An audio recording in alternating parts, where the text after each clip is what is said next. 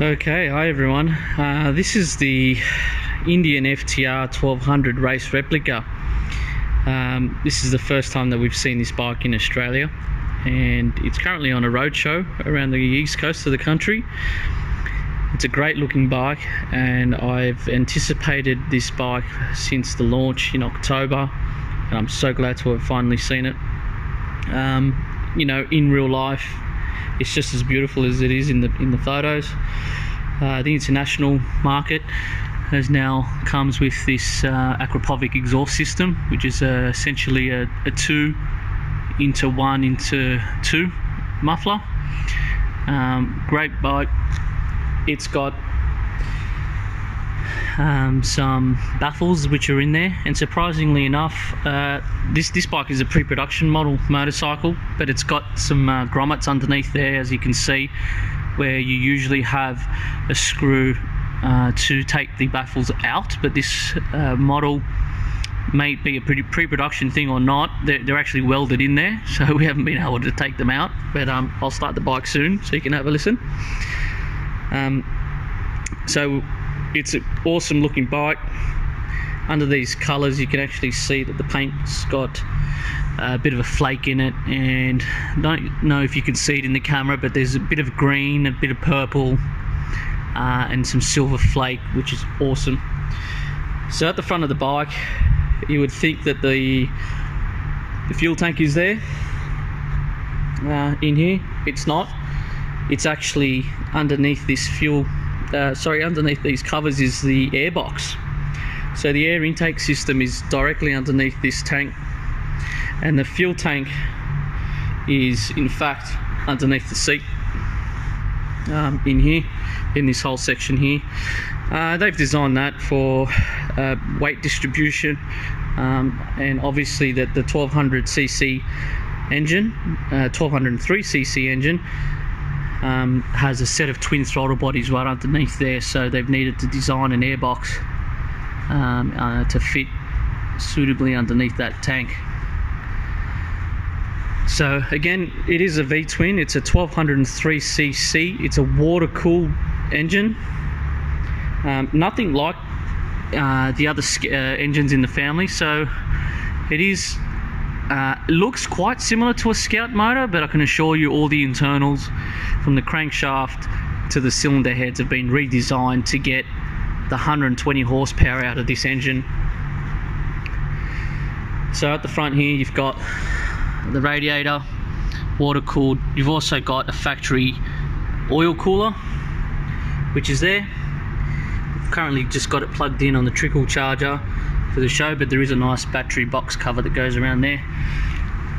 So if I walk around the bike, you've got inverted forks at the front, 43mm fully adjustable suspension.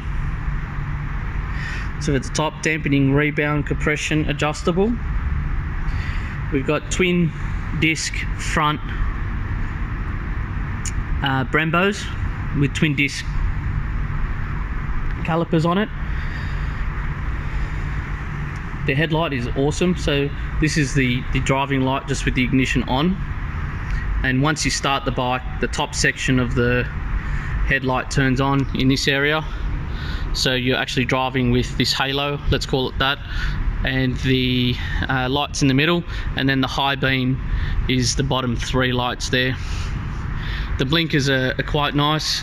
I think aesthetically not too bad for a standard bike, but I'd see a lot of people putting some nice smaller LED blinkers, potentially some Rizomas or something like that. As a standard feature, they've actually got a Pro Taper bar. So Indian have worked with Pro Taper to come up with this particular bar. Standard alignment adjustment for Pro Taper racing handlebars. And again, just back to the brakes, Brembo master cylinder. It's clutch driven, clutch driven. It has a clutch cable, and it's not hydraulic. So the race replica model again has the front cowl around it. Up on this side, bike looks great. So the wheelbase looks like a normal size motorcycle, but you can see that the engine and frame look quite short. So the engine and frame and the fuel tank are actually compressed in a very small area, and what makes it look longer are the front wheel rake and the rear as well. So apparently it's a very fun machine to ride and has no issues doing wheelies in first and second gear, according to the engineers. There's a couple of features I like that I think I've noticed, is that these foot pegs are angled forward, so they're not just straight or flat. They've actually got a little angle on them, so gives you that race feeling when you're sitting on it.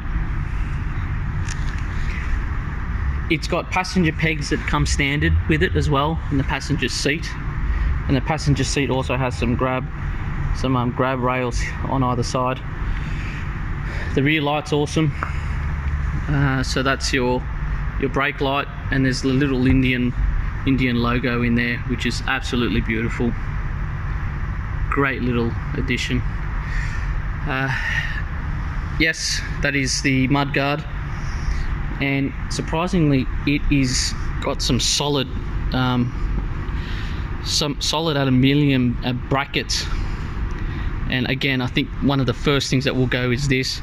Indian actually do an accessory where you can get a fender eliminator which comes up under here and comes down and relocates the blinkers as well, but the blinkers are down the bottom.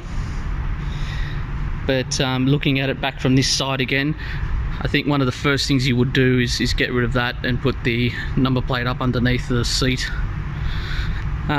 So other things like the seat is quite soft here, so that actually gives it some smooth and sleek design, but when you're sitting in it, this area actually compresses down.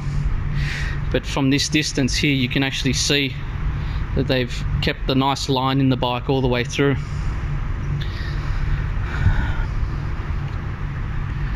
So up in this area, let's jump onto the bike. So this is the dashboard. I'll just turn it off. I'll turn it back on.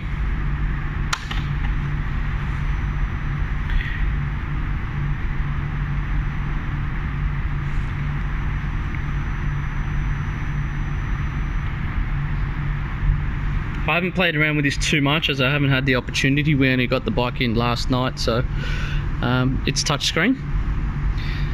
So in this screen you can see the speedo, the tachometer, fuel gauge on the top left, ambient temperature top right.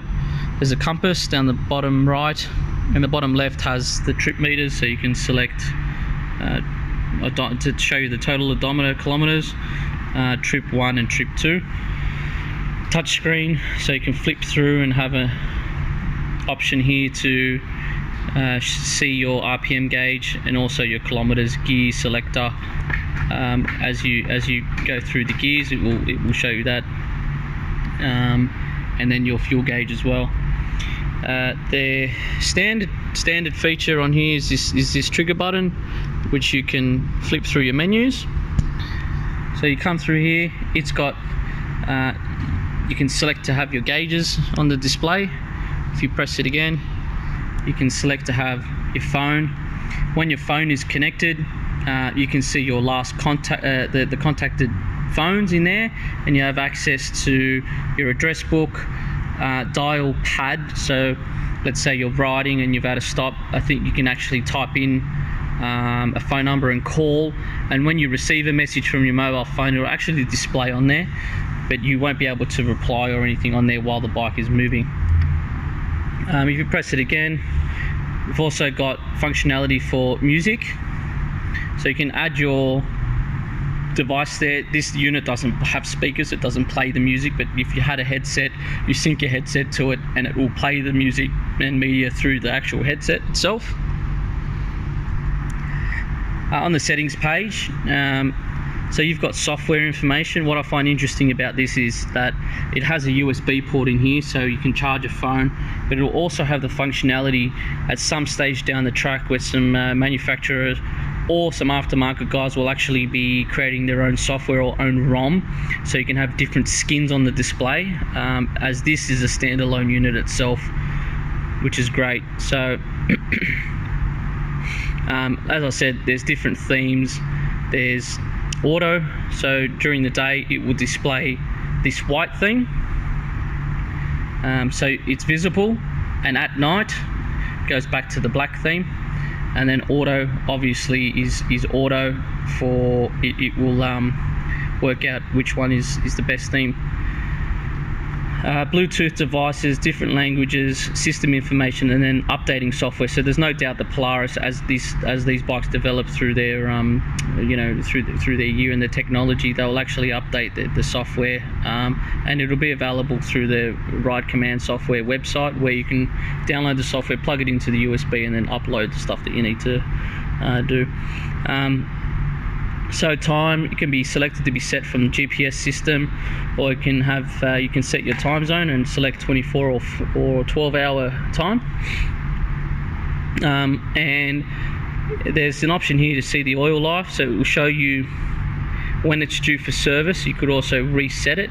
It looks like, and it's yet to be confirmed, that the service intervals on the bike are 12 months or 15,000 Ks. But we'll have to get back to you and confirm that.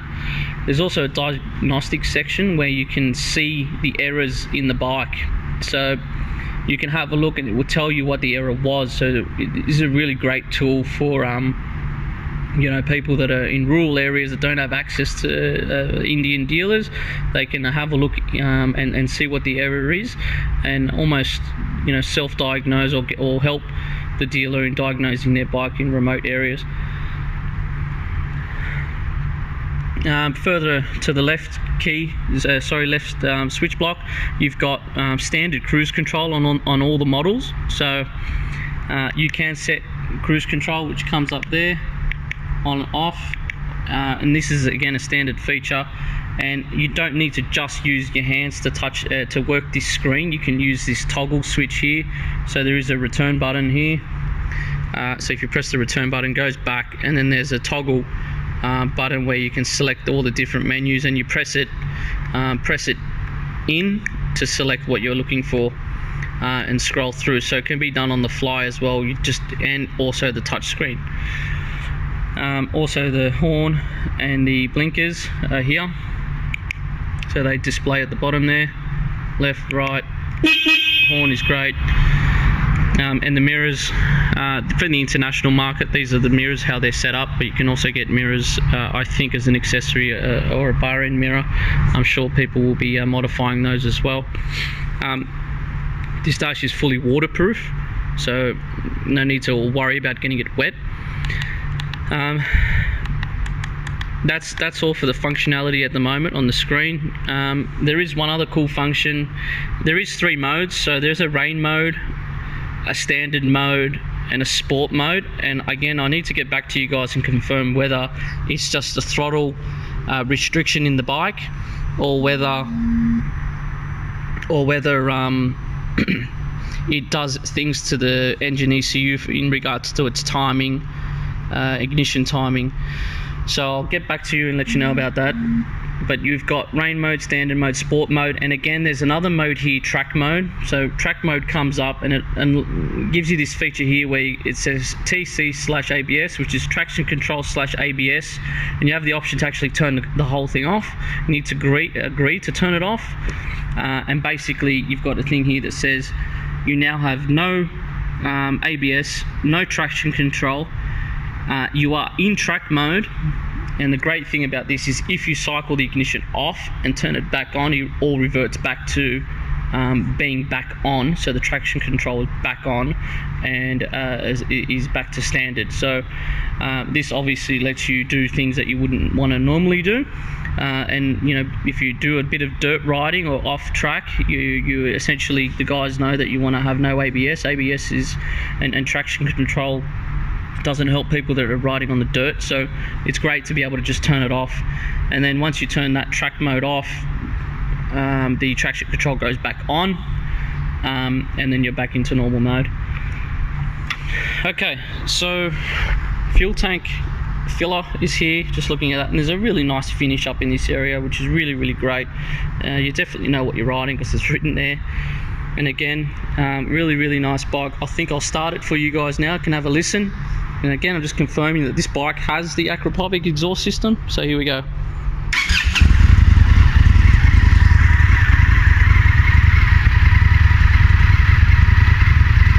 So keep in mind, again, the baffles. Once those baffles are out, this bike will sound amazing.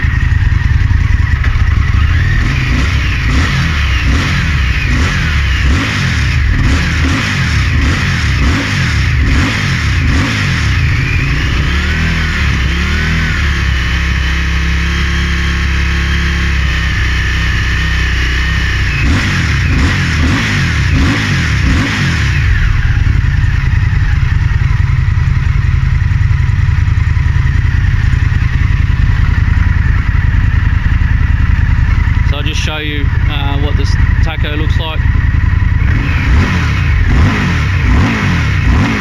It's actually quite responsive. There's no delay in there, so it looks like as I'm revving the throttle, there's almost no delay.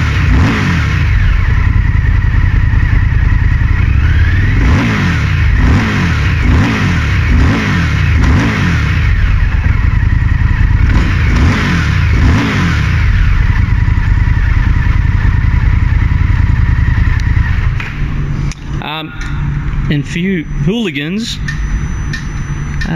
there's a red line there of 9,000 RPM. Wow. So 120 horsepower. I'm not sure where the peak horsepower is at the moment. I'm going to be doing the training in the next week or so I'll be able to report back and let you know where the peak torque and power is.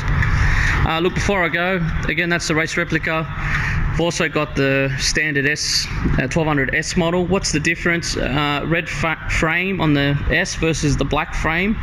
Red frame on the race replica versus the black frame on the S model.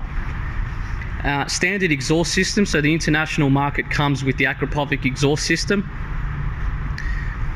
And it doesn't have the race replica fairings, which are here. Other than that, the bike is the same. And then we have the standard 1200, all in black frame. Doesn't have the anodized gold front forks, and they're not adjustable. Either is the rear standard exhaust system. One of the big features it doesn't have is the TFT or screen. So this has got a different version to the Scout tacho. And the other big difference is that it doesn't have this front cowl. So it looks like it's a little bit naked there, but it's just the same headlight, but just no front cowl. So the cowl looks something like this.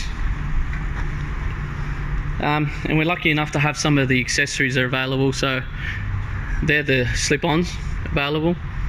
Behind it are the wire wheels, so you can get a set of wire wheels, a different seat. So again, this is a nice seat and a more sports thinner seat, so you can see the difference between the two. Much thinner seat versus a more plush touring seat.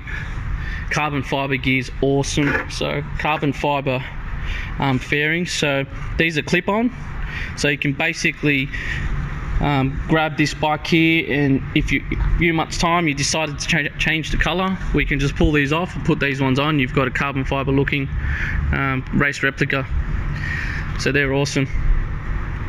So with the carbon fiber kit, you can get left and right panels, and also carbon fiber front guard. There are different types of pro taper bars are available, so like a higher reach bar, and some other color schemes for the tanks that you could buy as well. So again, this is the first time we've had this bike here in Australia.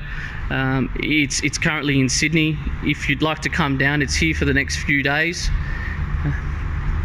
We've had plenty of interest and a lot of deposits at the moment, so we cannot wait to deliver these to the customers. Thank you very much.